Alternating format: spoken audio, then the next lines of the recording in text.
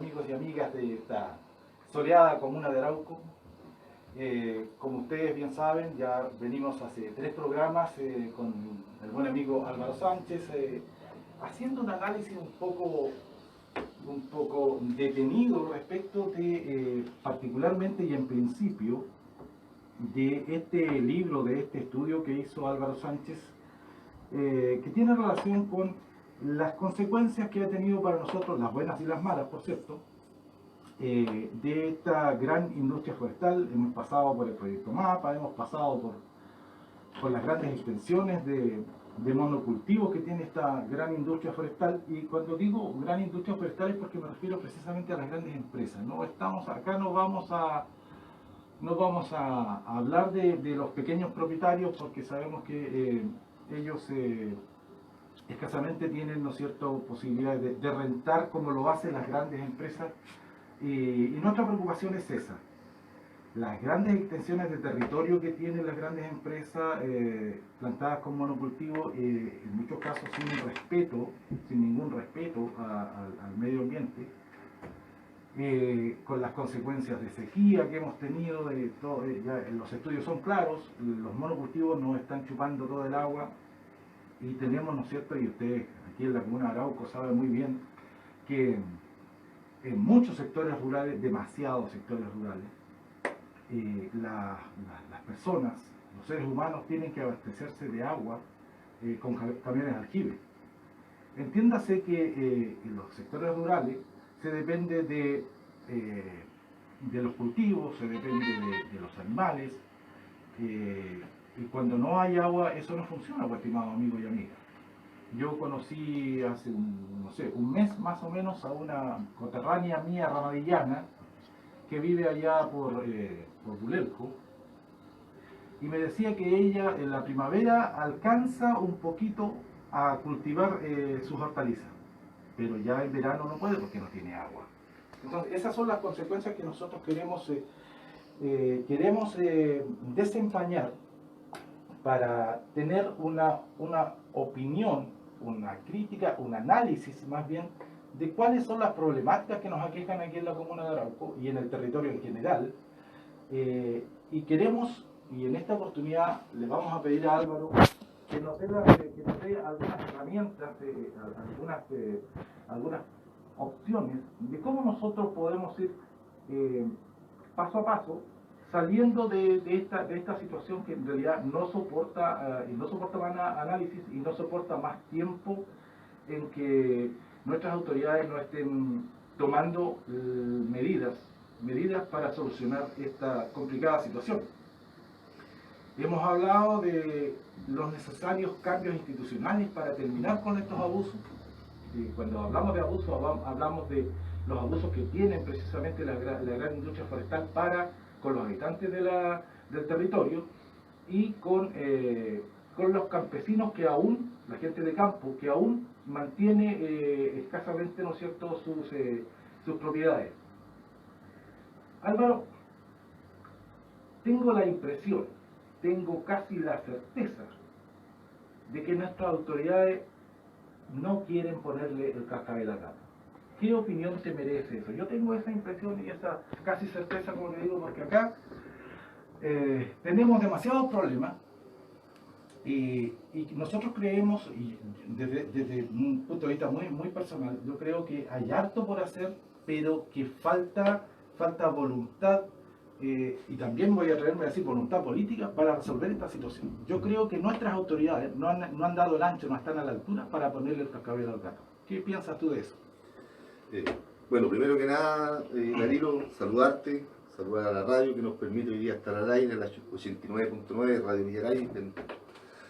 Mira, en realidad tú haces un análisis que yo comparto mucho y que en realidad da cuenta un poco de la situación actual.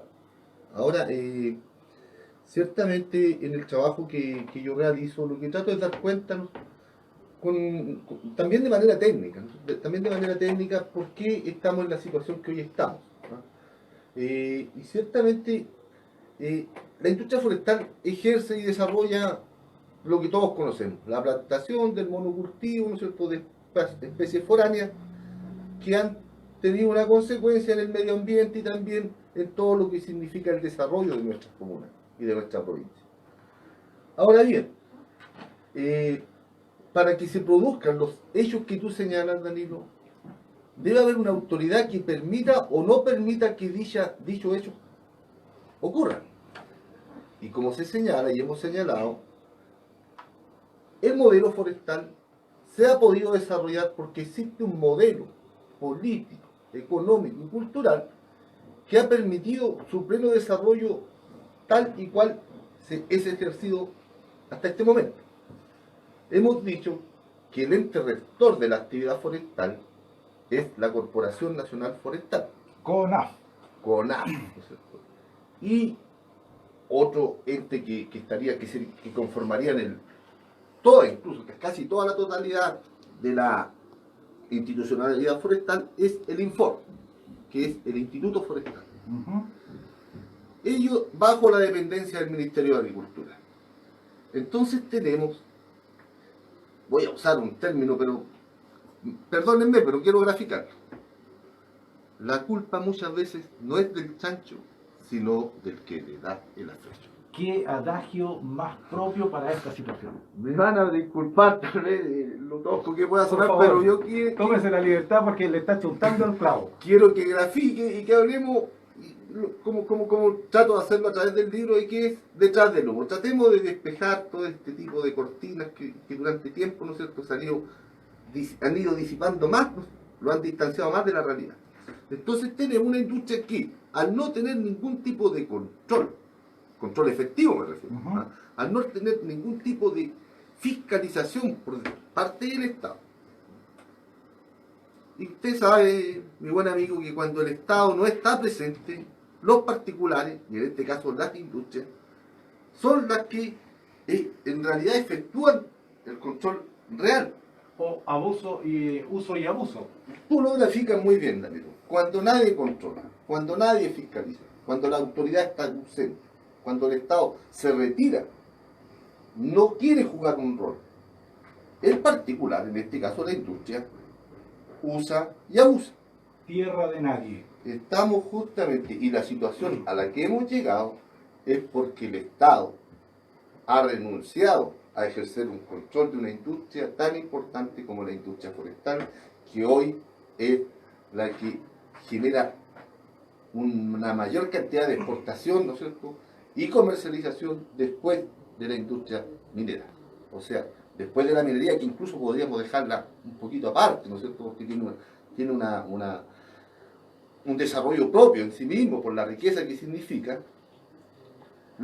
Fuera de ello, es la industria forestal que se desarrolla en nuestro territorio la que aporta más al ingreso del Producto Bruto, prácticamente entre un 5 y un 6%. Entonces, y que está en plena expansión. Entonces, aquí, junto con responsabilizar a la industria, que es la que efectivamente desarrolla el daño que tú señalas, hay una responsabilidad de que ocurran estos hechos, y la responsabilidad incluso no solo recae en los gobiernos de turno, sino en un Estado que renunció, porque tenemos que hacer la distinción entre Estado y gobierno.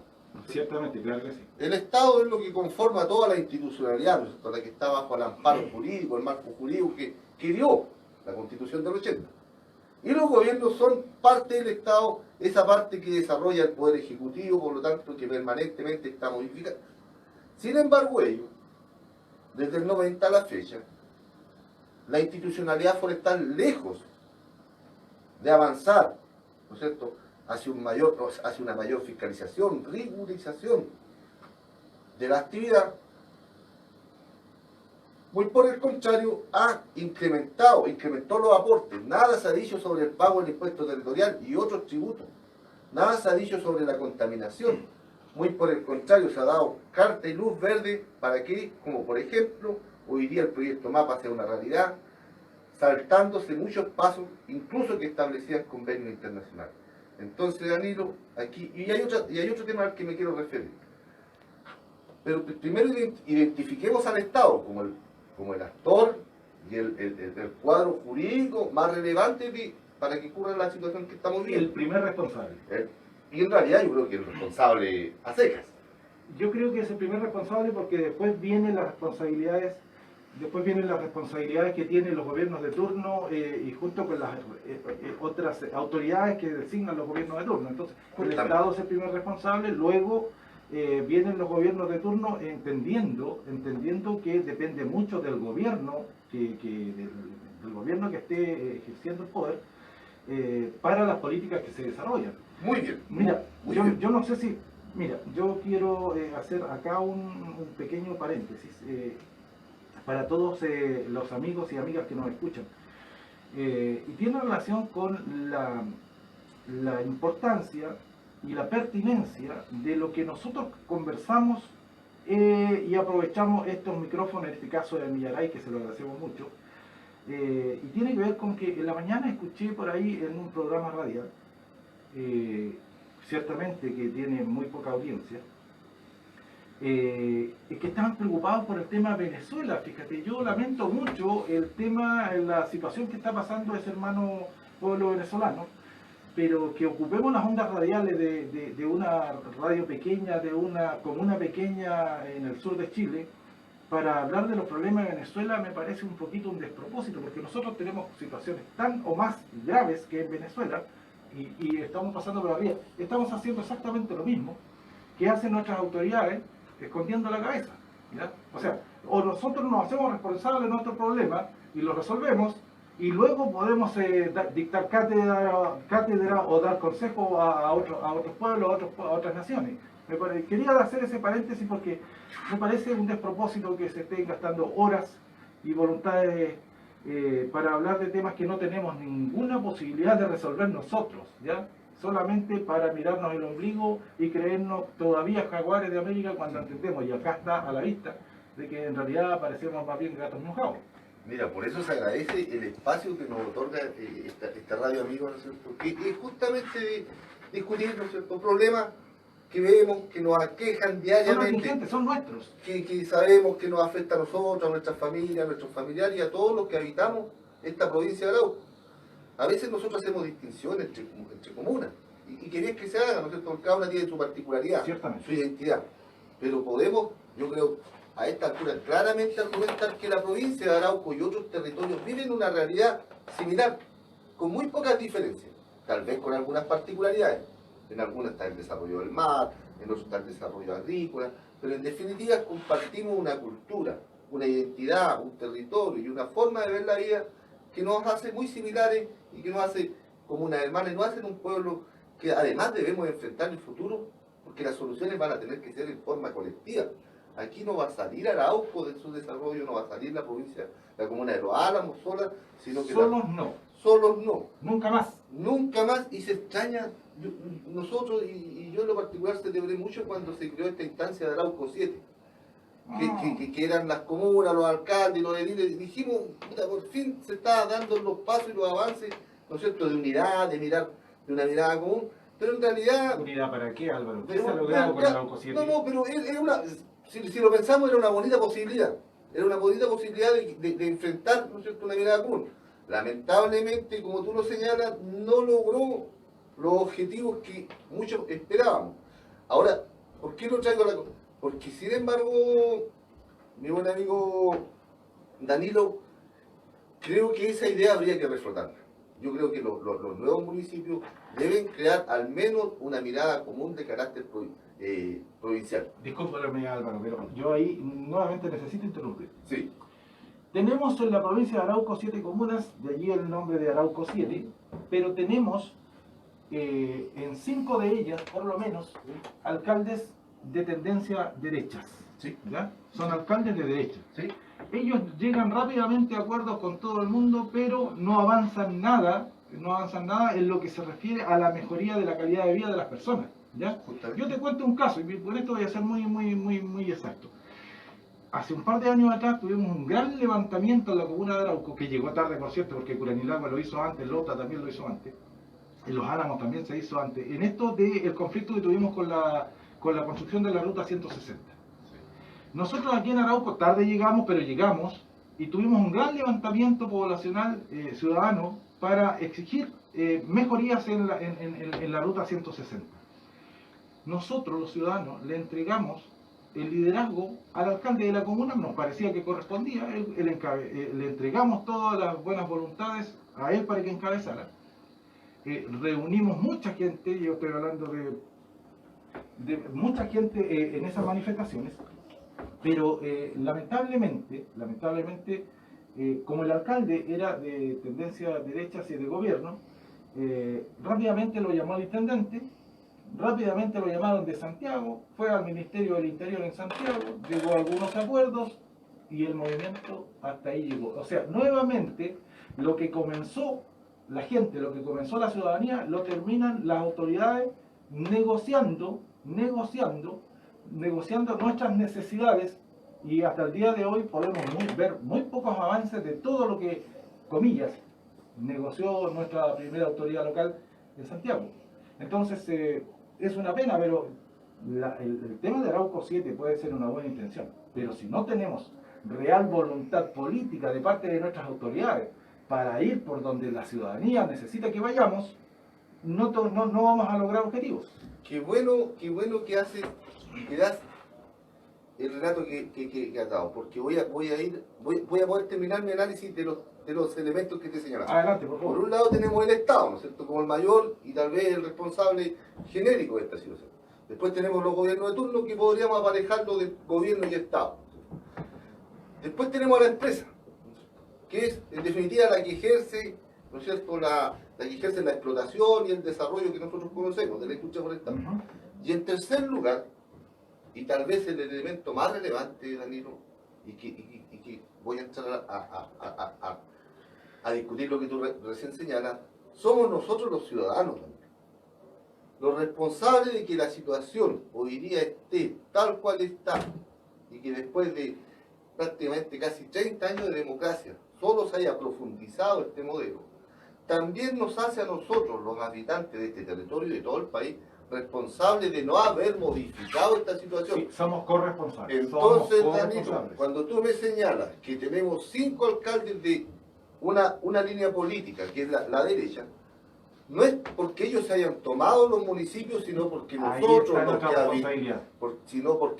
los que habitamos cada comuna de este territorio hemos elegido a ellos como los responsables del gobierno comunal. Entonces, lo que quería señalar con Arauco 7 es que cuando nosotros entendamos, porque ellos han salido electos democráticamente, ¿no? Entonces la responsabilidad de que nosotros, o en Arauco y en Cura del Agua, tengamos cierto tipo de alcaldes y dirigentes comunales, es porque nosotros hemos avalado con el voto en un proceso democrático que eso allí ocurra.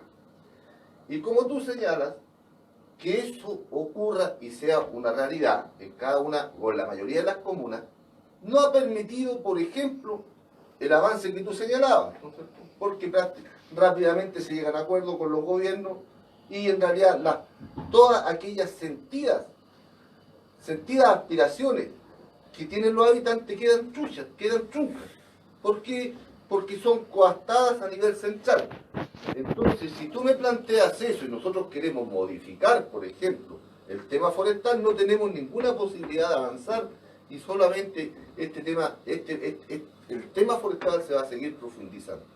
Entonces, yo quiero radicar en que la responsabilidad, que fue la primera pregunta que tú me señalaste, de poder revertir la situación actual hacia donde nos lleva el actual modelo, va a depender primeramente y en forma mayoritaria de que nosotros, los habitantes de esta provincia, de comunas que señalé que son hermanas en cuanto tienen un origen, una cultura, una identidad similar y común. Y estamos todos llenos de vino y eucalipto. Estamos todos con una realidad económica, política, cultural, ¿no es cierto?, avasallada a través del sistema de monocultivo, instaurada en el modelo que se instaló a través de la dictadura, modelo económico.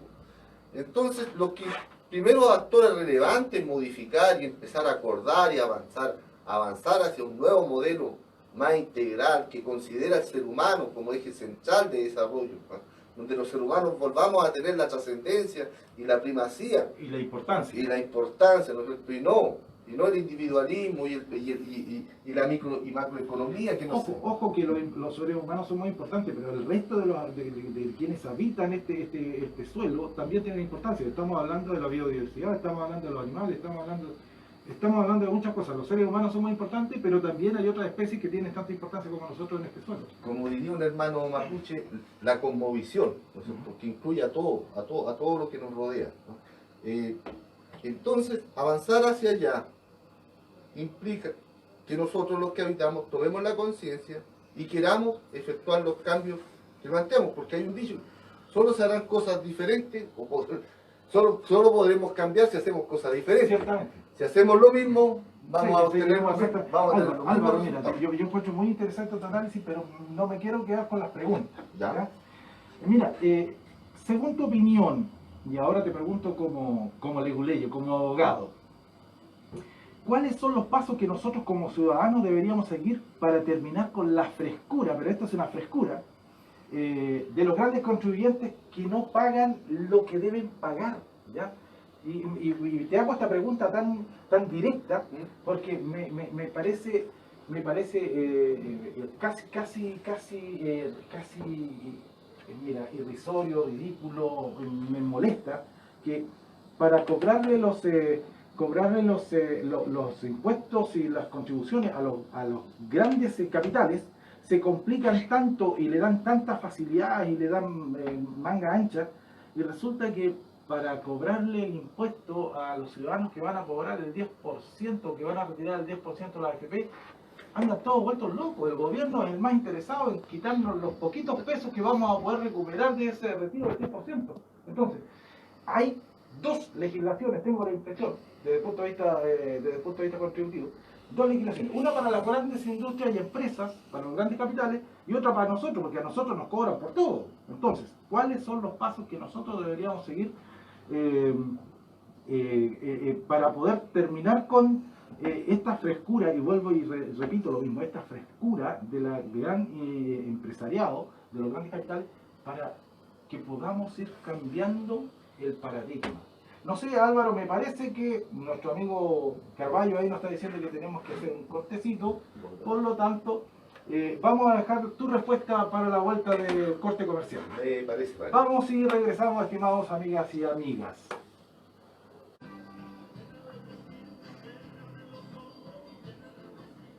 Bien, estimados amigas y amigos, estamos de vuelta en esta entretenida conversación con nuestro amigo Álvaro Sánchez. La pregunta quedó en el aire, pues, estimado amigo. ¿Cuáles son los pasos que nosotros deberíamos seguir, tomar para terminar con, insisto en el concepto, la frescura de los grandes capitales para no pagar los tributos que corresponden? Sí. Yo creo que la primera es que tomemos conciencia como habitantes, ¿ah? Luego que organicemos esa conciencia, que organicemos como habitantes con todo lo que significa aquello, las organizaciones sociales y los gobiernos comunales, ¿no? Autoridades, todas las autoridades que pertenecen a nuestro territorio, y en primer lugar podamos, ¿no es cierto?, luego de esta conciencia colectiva de que necesitamos cambios. Por ejemplo, hoy día, Danilo, está en discusión la ley que crea la nueva institucionalidad forestal, ¿no? Lleva aproximadamente 10 años de discusión en el Congreso. 10 años. Yo creo que nunca una autoridad local ha estado en el Congreso explicando cuáles son las consecuencias que viven dentro de sus comunas, ¿no es cierto?, a través de la explotación de la industria forestal.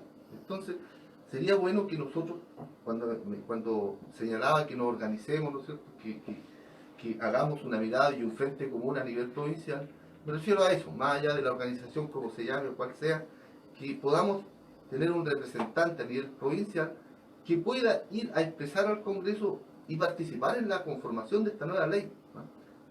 Que en realidad entregue la capacidad y las facultades a este nuevo organismo para que efectivamente cumpla el rol fiscalizador, ¿no es cierto?, y sea una autoridad competente. ¿Para qué? Para que pueda controlar los abusos que todos conocemos.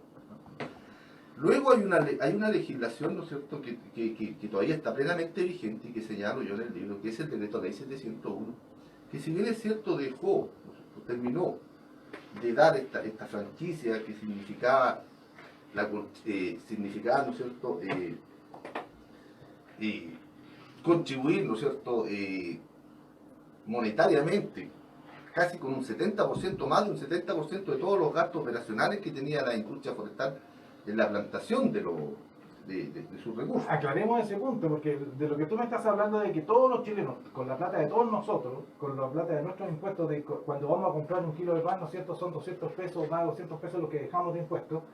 De esa plata, el Estado financiaba a las empresas forestales casi en un 70% para toda, digamos, la preparación hasta la cosecha de...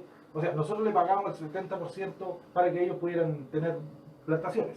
Justamente, que lo que significó que prácticamente 20 años el Estado, con nuestros recursos, ¿no es cierto?, financiara y pasara directamente, prácticamente, o casi 800 millones de dólares. 800 millones de dólares a esta gran industria, a través de la bonificación. Eso, por suerte, ¿no es cierto?, ya, porque era un absurdo, el 2015 ya no superaba ninguna, no se justificaba bajo ningún marco y se puso término, se logró poner término a esa bonificación. Pero sin embargo, Danilo, quedó completamente intacto lo que significa toda la excepción tributaria que se le da y se le sigue dando a la industria forestal, que significa, ¿no es cierto?, que durante en realidad todo el tiempo que se realice la plantación y no sea cosechado un área o un territorio que está plantado por la industria forestal, no pague el impuesto territorial. O sea, le vamos a tener que sacar más lustre a esa información. El impuesto territorial significa, ¿no es cierto?, que la empresa forestal no paga durante, se realice la primera cosecha, si pensamos en la especie pino, prácticamente 20 años, ¿no es cierto?, no paga este impuesto, queda libre de impuestos. Por 20 años. Por 20 años, eso está plenamente vigente. Eso es una parte menos conocida del decreto ley 701. Y después, Danilo, la situación que nosotros tratamos de develar en el libro, haciendo una serie de preguntas a todos, prácticamente 25 municipios del territorio, 25, estamos hablando de 3 provincias y de 3 regiones, consultando y haciéndole 3 preguntas a cada uno de los municipios, a través de ley de transparencia, por lo tanto estamos hablando de una documentación pública y oficial. Preguntamos primero cuánto era la cantidad de plantación que existía dentro de cada comuna, cuánto estaba plantado dentro del territorio de cada comuna. Segundo, cuánto de esa plantación estaba con la obligación de pagar el tributo, o sea, ya se había realizado la primera cosecha. Y la tercera pregunta era cuánto era lo que había ingresado a arcas municipales por concepto de ese pago durante los últimos 5 años. No tuvimos respuesta o no tuvimos ninguna respuesta clara y efectiva de ningún municipio. O sea, ninguna pudo responder qué es lo que pasaba efectivamente y cuánto era lo que recaudaba por este concepto. Es más, hubieron 4 comunas que nos señalaban que ellos no cobraban impuestos territoriales. Ninguna información, ¿no? Si aquí pasa por el desconocimiento, no solo nuestro, porque a nosotros nos tenían inconvenientemente sin información, pero las autoridades, discúlpame, no pueden decir, no pueden alegar desconocimiento, porque están incumpliendo con su rol. O sea, uno de los principales roles que tiene el alcalde es cobrar los tributos, ¿no? Álvaro, disculpa, mira, sabes que tú acabas de decir que las modificaciones a esta ley llevaba más de 10 años en el Congreso Nacional. Yo quiero aprovechar la instancia, Álvaro, en esto de que estamos en un proceso constituyente, para dar mi opinión respecto del Congreso Nacional. ¿Ya? Mucho se dice que gastamos plata, que tanto cuestan los diputados, cuánto cuestan los senadores. Y en algún caso me hace algún sentido, ¿ya? Pero yo pienso, fíjate, en la demora que tienen los procesos en el Congreso Nacional, que soy un convencido de que este país no necesita 2 cámaras en el Congreso. Yo creo que en este proceso constituyente nosotros tenemos que abogar e ir por un Congreso unicameral. ¿Por qué razón? Porque muchas veces la Cámara de Diputados aprueba un proyecto, pasa al Senado, en el Senado le hacen modificaciones, luego tiene que volver a comisiones, luego tiene que volver a la Cámara, luego se le hacen indicación nuevamente a comisiones, luego al Senado. Es decir, lo que pasa es que con 2 cámaras lo único que hacemos es entorpecer el paso y el tranco que deben tener las legislaciones para que se hagan un poquito más rápidas. Y yo conozco un buen amigo, lo voy a nombrar, Daniel Jadwe, que dice que nosotros tenemos dos cámaras, uno para que haga la pega y el otro para que le cambie una coma. Y eso nos significa años y años esperando a que una legislación salga a la luz. Y sin considerar de este análisis que tú realizas, que arriba tenemos el poder fáctico, que significa el Tribunal Constitucional. La cuarta cámara. Entonces, después de que tú, como tú bien has señalado, se ha hecho toda esta discusión legislativa que ha generado una serie, ¿no es cierto?, de que un proyecto entra con una intención y después sale con otra letra, cuando ya ese proyecto de ley se va a convertir en ley, tenemos al Tribunal Constitucional, ¿no es cierto?, que puede modificar completamente, inclusive puede decir que ese proyecto, que ha cumplido todos los requisitos legales, no nazca a la vida jurídica.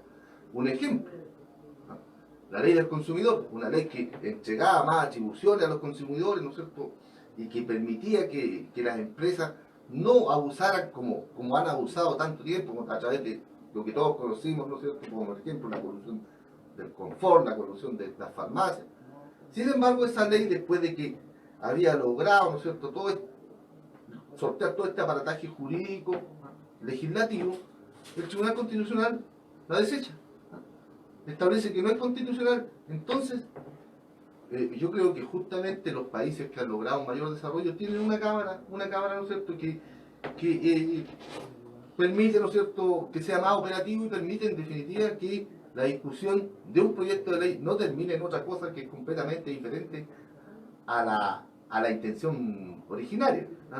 Entonces, estamos en un proceso constituyente que ciertamente nos va a permitir que estos cambios, ¿no es cierto?, puedan ocurrir por primera vez en la realidad jurídica e institucional del país. Álvaro, mira, yo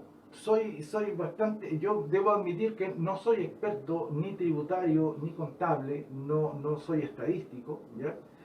A mí lo que me mueve es el sentido común, ¿ya? Como a casi todo el mundo, casi todos los ciudadanos los mueve el sentido común, no necesariamente teniendo expertise en todas las materias.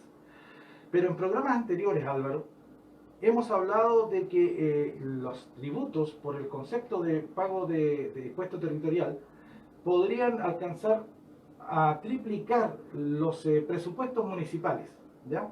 En el caso, tú hablaste del caso de Curanilahue, yo me atrevería a decir, y tirando números sin corroborar, por cierto, pero en el caso de Arauco podríamos estar hablando de 25.000 millones de pesos, ¿ya? O sea, 3 veces el presupuesto municipal. Si eso yo lo traduzco, ¿ya? Y insisto en esto de que yo no soy experto, y si acaso vamos a requerir de la asesoría de un técnico en el área, un contable, un tributario, para que nos pueda aclarar más esta situación. Pero cuando hablamos de 25.000 millones de pesos, ¿ya? Y si yo eso lo traduzco, por ejemplo, en el tema habitacional, a una vivienda que podría eventualmente costar 25 millones de pesos, estamos hablando de 1.000 soluciones habitacionales. 1.000 soluciones habitacionales. ¿Cuántas tomas tenemos en Arauco? Tenemos tomas en Araquete, tenemos muchas tomas en Arauco, tenemos tomas en Ramadilla. El otro día me sorprendí, hay una toma en el puente que conocemos como Puente de Conumo, en el río Lía, hay una toma, ¿ya? Entonces, cuando hablamos de falta de recursos, y teniendo tanto por cobrarle a la gran industria, a los grandes capitales, nosotros podríamos de un paraguaso, Álvaro, solucionar el tema habitacional de la comuna de Arauco, construyendo, si estos fueran los valores, digamos, y no me equivoco tanto, podríamos solucionar de un paraguaso, y perdónenme la expresión, los problemas habitacionales de la comuna, entendiendo que hay comunas en este país que con recursos propios han comprado suelo, han construido viviendas, y estamos hablando de municipalidades que han comprado suelo, terrenos, y han construido viviendas y que se las pueden entregar a sus habitantes con una muy buena posibilidad de poder pagarlas. Ciertamente lo que trato y los elementos que señalo en el libro es que justamente una de las tareas y a lo que nos abocamos nosotros es a poder al menos dar claridad qué está pasando con respecto al cobro de los tributos. Nos interesa que se despeje eso. Los cálculos se darán, ¿no es cierto?, cuando podamos seguir avanzando. Lo más probable es que sean sumas cuantiosas, porque estamos hablando de una gran cantidad. Pensemos que hoy día hay más de 2 millones de hectáreas plantadas con la especie pino. Entonces, yo no me atrevería a dar sumas, pero sí ciertamente lo que es claro es que hoy día nosotros ni los municipios saben efectivamente cuántos son los ingresos. Entonces tenemos que avanzar primero a establecer, ¿no es cierto?, y dar claridad. Los gobiernos locales tienen el derecho, en primer lugar, y todos los habitantes que habitamos nuestras comunas, el derecho a saber cuánto es efectivamente lo que está pagando, o cuánto es lo que efectivamente debiera pagar. Y debemos establecer los mecanismos para que eso se haga. Y si esto no ha ocurrido así, también debemos hacer y construir los mecanismos para que se repare este daño patrimonial que ha dejado, ¿no es cierto?, de percibir una comuna. Entonces, y justamente como tú señalas bien, Danilo, principalmente en comunas que tienen tantas carencias. El tema de la vivienda se repite en cada una de nuestras comunas. Hoy día somos todos los habitantes de esta provincia y específicamente, como tú lo señalas, de Arauco, de una serie de situaciones que se están dando en forma diaria, que es la toma de terreno. ¿Por qué?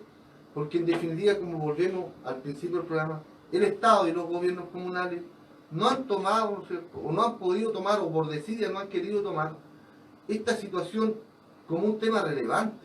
El derecho a la vivienda es un derecho fundamental, es un derecho que todos los que habitamos este territorio debemos, ¿no es cierto?, no solo por dignidad, sino por garantía constitucional, tener una vivienda digna donde habitar.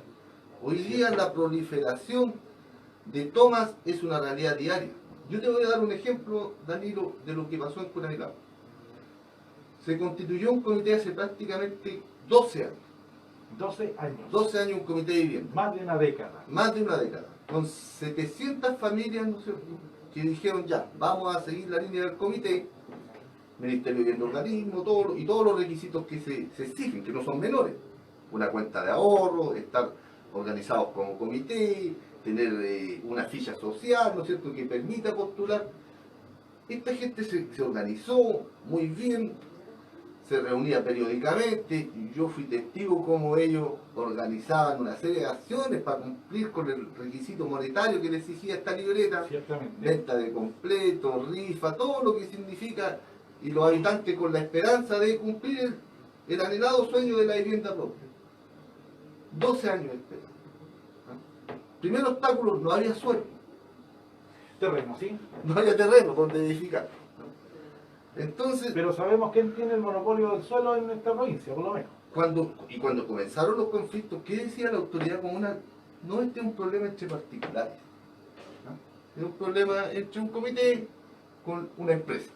O sea, las autoridades no nos representan ni no nos quieren representar tampoco. Es un problema entre particulares, y yo aquí quiero hacerle conciencia, o que la gente en realidad pueda dar un análisis individual cada uno.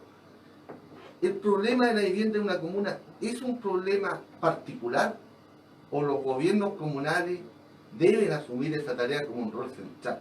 Y si no, ¿para qué están?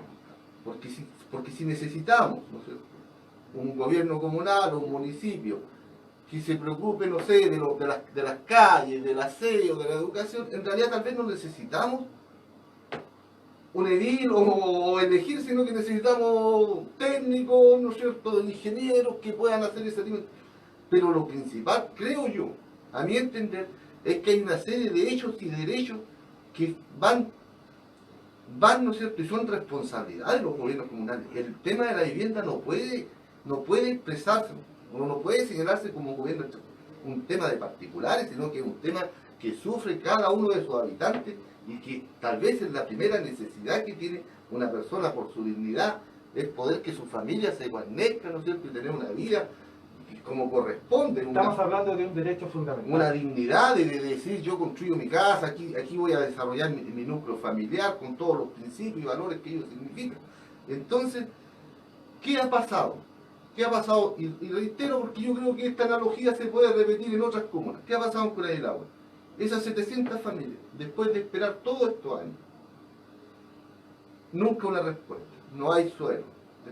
Incluso algunas u otros conseguían el subsidio y no tenían dónde construir.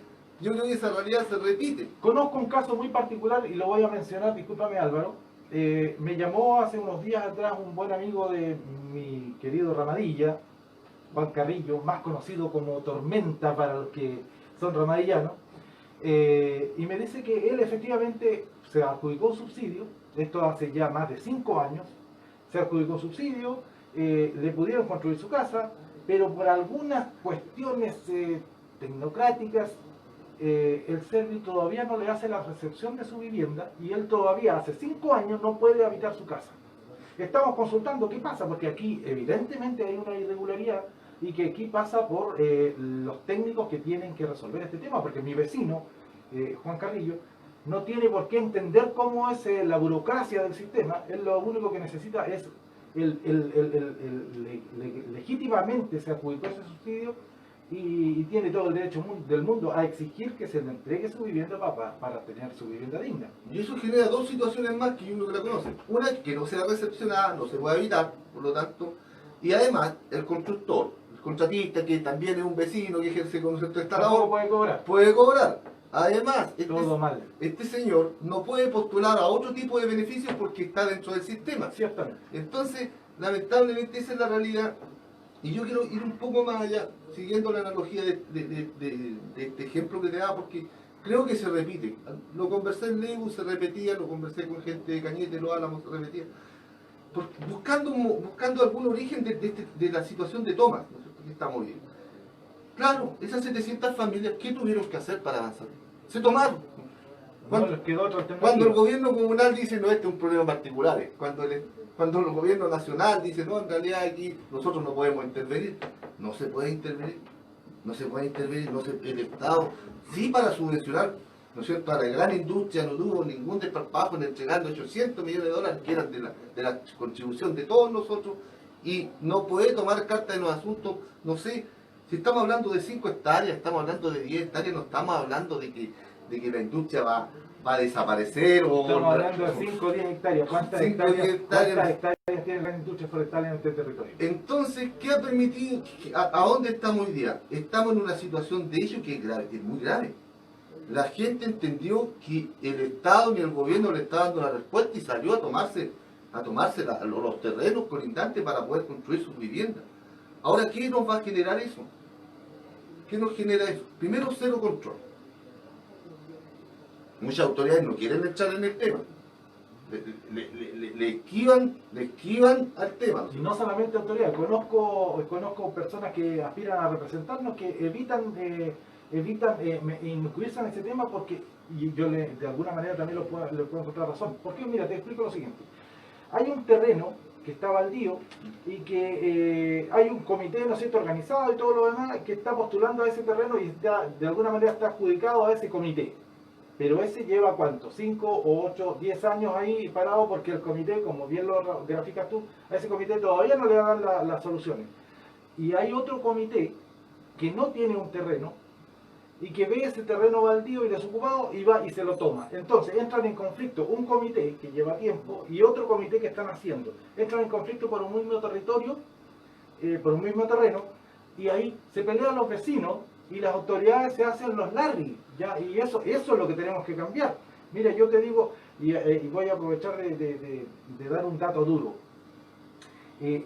Mi buen amigo Gonzalo Galloso me decía hace algún tiempo que el Servio regional, o el Servio nacional, no lo recuerdo bien ahora, pero sí me recuerdo bien de las cifras, el Servio redujo en un 60% los recursos para la construcción de viviendas, por lo menos en esta región. Y eso habla muy bien de cuáles son las prioridades de las autoridades que hoy día tenemos. ¿Ya? Cuando de 100 casas que se podían construir de un momento a otro, en realidad son 40, dejamos a más de la mitad sin la solución habitacional. Entonces, vuelvo y repito, son particularmente las autoridades, ¿no es cierto?, de turno, las responsables de ir solucionando nuestros problemas. Y en este caso particular, que es la recuperación de estos recursos, de este patrimonio que tenemos los ciudadanos a través del del impuesto territorial es una cuestión que no podemos dejar pasar, Álvaro. Nosotros tenemos que tener claro cuál es el camino por dónde debemos ir. Porque yo te digo derechamente, yo conozco, y te hacía mención hace un rato, conozco municipalidades que con recursos propios, que por nosotros aquí en la comuna de Arauco y en la provincia en general podríamos tenerlo con esto del impuesto territorial, con recursos propios compraron suelo, compraron terreno, construyeron y le entregaron a habitación digna a sus pobladores.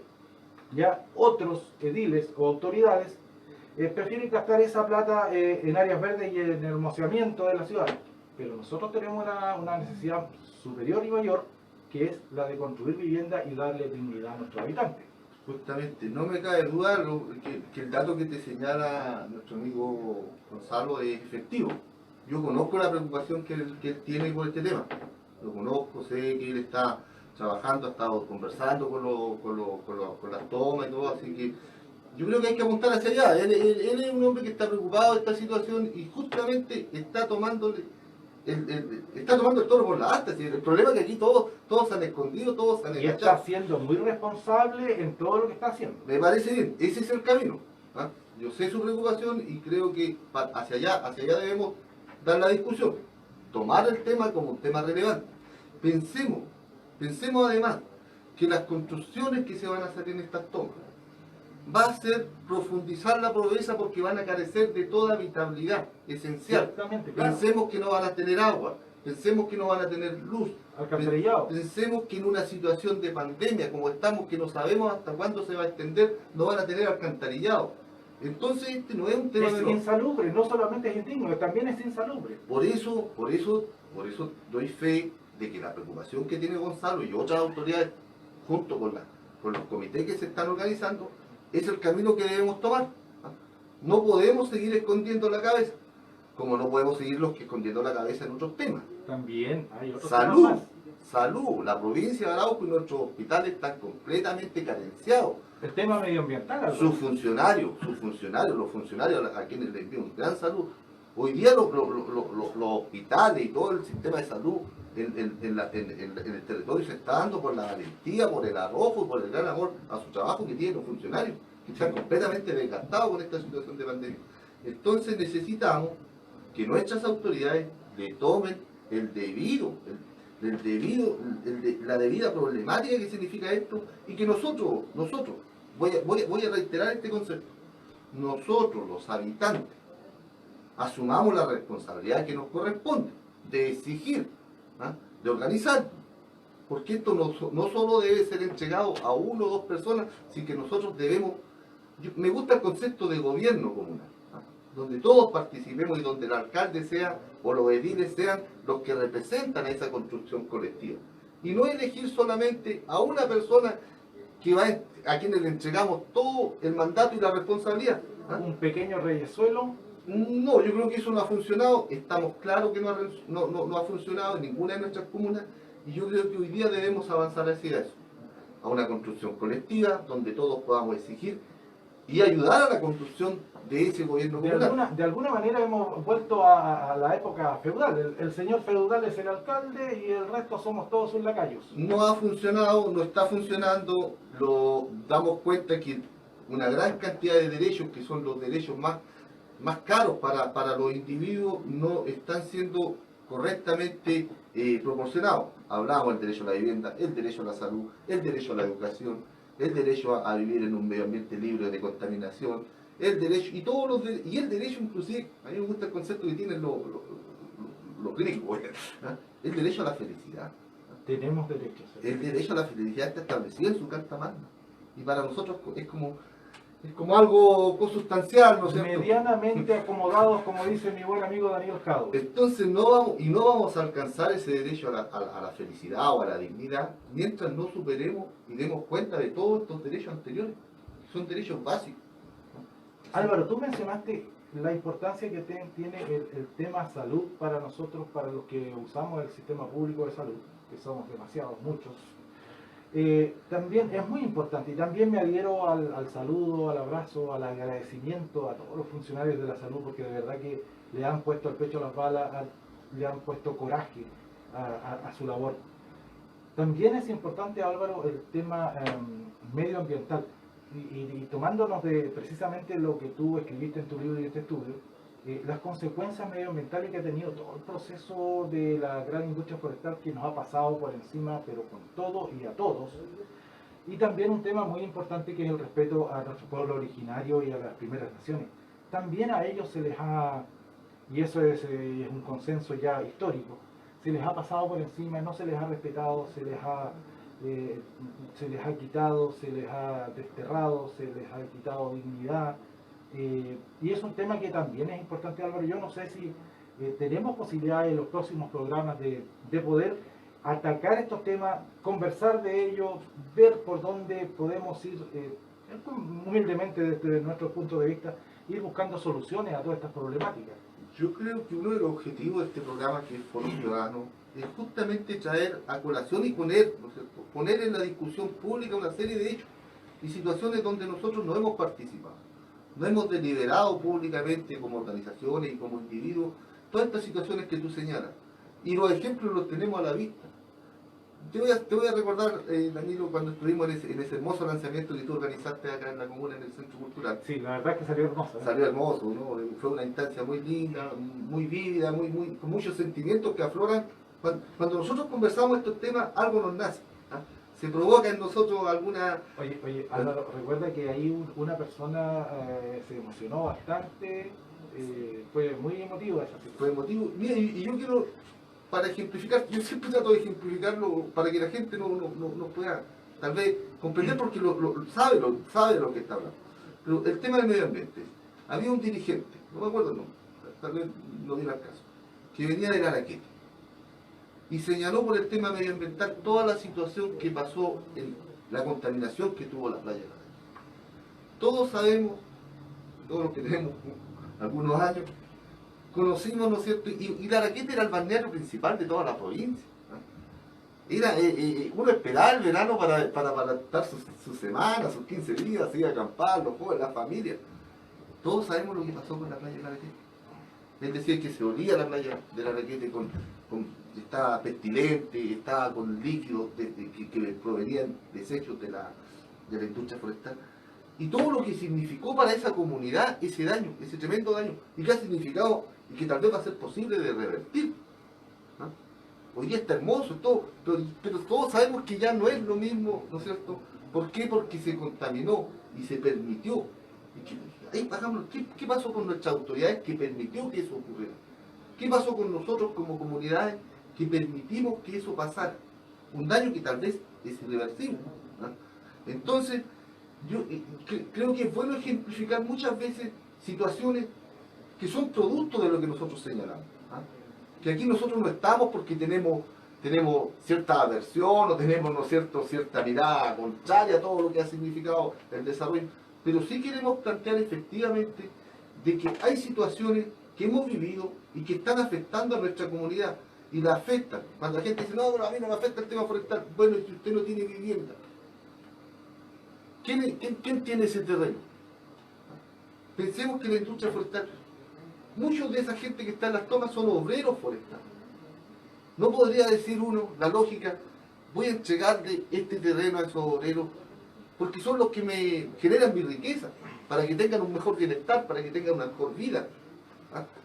Sin embargo, a ese punto llegamos de egoísmo, a ese punto llegamos de desidia de los que tienen que tomar las decisiones. Y de acomodamiento de muchos otros. Y de acomodamiento, y yo voy a reiterar un elemento central. Que hoy día los cambios que vienen, que hoy día las situaciones que hemos vivido podamos revertir, van a pasar hoy día, principalmente y exclusivamente, diría yo, por el rol que asumamos todos y cada uno de los habitantes. Tú señalas, viene un cambio constitucional con el cual podamos revertir drásticamente todas estas situaciones que hemos vivido por años. ¿Ah? Tenemos la posibilidad. Hoy día los pueblos originarios van a poder participar por primera vez con el respeto y la dignidad que se le merece en esta Constitución. Vamos a poder lograr avanzar mucho. No es la solución total, pero sí es el avance para construir. Por largo que sea el camino, siempre comienza con el primer paso. Por largo que sea el camino, pero lo que sí tenemos claro es que este camino nos lo ha llevado a un desarrollo, a un desarrollo integral, no nos ha llevado a una mejor vida, nos ha llevado a una sobrevida. El desarrollo ha sido para ellos nomás. El desarrollo ha sido netamente macro y microeconómico, que es lo que nos acostumbramos a escuchar de nuestras autoridades, y nadie puede hablar de economía porque están los doctores y los cientistas, y nosotros, que somos los que en definitiva aportamos, el otro día dije, y lo vuelvo a repetir, nosotros aportamos el 39% de nuestro esfuerzo, de nuestro trabajo, de nuestra vida diaria al Estado. O sea, 39% es un 40%, casi la mitad lo aportamos nosotros, los trabajadores. 19% pagando IVA, y la empresa forestal se corre con los impuestos. 20% a través de la AFP, que es Plata para ellos mismos. trabajo diario, y que nos entregan una promesa. Una promesa que... No sabemos en qué va a terminar. Claro, porque, Álvaro, sí. disculpa, te voy a interrumpir. Nos queda muy poco tiempo. Hemos dado una vuelta muy larga y hemos sido bastante, en esta oportunidad hemos sido bastante más concretos que los programas anteriores. Nos hicimos una pasada por varios temas que son de relevancia para la discusión, para la conversación entre nosotros los ciudadanos. Pero hay un tema que también me gustaría plantearte, Álvaro. A mí me apasiona el tema de la diversificación de la matriz productiva, ¿ya? ¿Por qué me apasiona? Porque en la medida de que los huevitos los ponemos en diferentes canastas, tenemos mucho más opciones de tener otras oportunidades por otros medios, por otros caminos, para poder tener una mejor calidad de vida. Y déjame hacerte un paralelo. Que nosotros tengamos a la gran industria forestal aquí en nuestro territorio se asemeja mucho a la oficina salitrera, porque nosotros dependemos demasiado de la gran industria forestal. Ellos son los que mandan y roncan, ellos determinan por dónde tiene que ir la mano, y nosotros no tenemos muchas más opciones para poder decirle, no me gusta eso, me voy por este lado, ¿ya? O me voy por otro lado. Ellos tienen la sartén por el mango en eso por ahora, pero nosotros vamos a tenerla cuando tengamos que votar una nueva constitución para la República de Chile. Ahí vamos a tener nosotros la opción de hacer los cambios que queramos y que necesitemos. Yo creo que, no sé si tienes alguna pequeña palabrita al cierre, creo que nos queda mucho tema. Te doy la oportunidad de que te puedas despedir de nuestra gente de Arauco. Mira, me voy a despedir y haciendo solo un punto final a lo que tú señalas. Justamente diversificar la matriz económica es una tarea importante y relevante.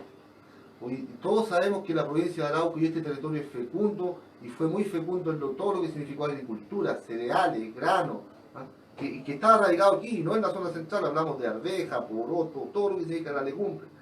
Nuestra belleza escénica, el turismo es una industria no contaminante que genera mucha riqueza en los países europeos, Francia, España. El desarrollo principal que han tenido es a través del turismo. Nosotros tenemos una belleza integral, tenemos todo lo que significa la comida sana, que hoy día está muy en boga, todo lo que significa no transgénico, que lo más bien se pueden desarrollar en nuestro territorio. Tenemos muchas posibilidades. Sin embargo, si el modelo no se modifica, esto va en una sola dirección, que como sabemos, no ha traído el desarrollo que nosotros necesitamos. Así que yo, mira, quiero saludar a cada uno de los habitantes de esta comuna, señalarles que nosotros vamos a seguir en esta línea porque lo que nos interesa, nosotros no vamos a dar soluciones. Lo que nosotros queremos y planteamos es poner los temas relevantes, que nosotros creemos relevantes, a la discusión. Estamos dispuestos, creo que tú y yo, Danilo, a sentarnos a discutir estos temas porque entendemos que las soluciones van a ser una construcción colectiva donde todos y cada uno debemos aportar, discutir, entendiendo que hay visiones diferentes y todas deben ser escuchadas, respetadas, pero la discusión no podemos no darla en esta ocasión. Muchas gracias. Así que me despido de esta hermosa comuna, de esta radio que nos da, reitero, esta radio nos permite salir al aire, nos permite dar esta discusión, de nuestro amigo Carvalho que está en los controles, de nuestro amigo Jonah que por ahí muy igual que yo, ¿no es cierto?, nos ha invitado a poder participar y dar vida a este programa. Muchas gracias, Álvaro. Nos despedimos, queridos amigas, amigos, hasta el otro próximo sábado. Me quedaron muchas preguntas en el tintero. Esta conversación con Álvaro Sánchez tiene para largo. La verdad es que Álvaro nos puede ayudar mucho a aclarar muchas situaciones. Me despido de ustedes con un gran abrazo a todos y a todas, y nos encontramos el próximo sábado por esta misma frecuencia, Radio Millaray de Arauco. Un abrazo para todos, que estén muy bien. Muy buenas tardes.